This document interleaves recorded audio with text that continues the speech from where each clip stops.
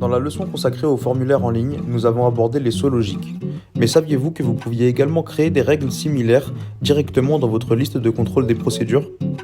Cela est possible grâce à une fonctionnalité appelée affichage conditionnel. L'affichage conditionnel vous permet de créer des règles d'affichage à partir de votre liste de contrôle. Exemple, lorsque mon client signe l'accord de confidentialité, je veux lui montrer la liste des documents requis. Découvrons comment créer une règle d'affichage conditionnel. Allez dans votre liste de contrôle des procédures et sélectionnez les étapes pour lesquelles la règle d'affichage s'applique. Exemple, la liste des documents requis. Ensuite, cliquez sur l'icône affichage conditionnel pour définir votre règle.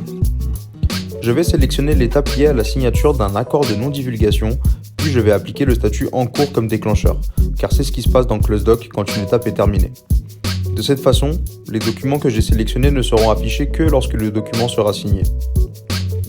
Une autre façon de définir une règle d'affichage conditionnel est d'aller directement dans les paramètres de l'étape.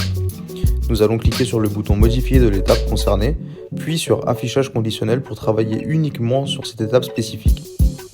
Dans ce deuxième scénario, je vais afficher cette étape lorsqu'un membre de mon équipe fait progresser le dossier d'une étape à l'autre. Et voilà, lorsqu'il existe un affichage conditionnel s'appliquant à une étape spécifique, cette icône est active. Alors, quelle règle d'affichage conditionnel allez-vous créer aujourd'hui ?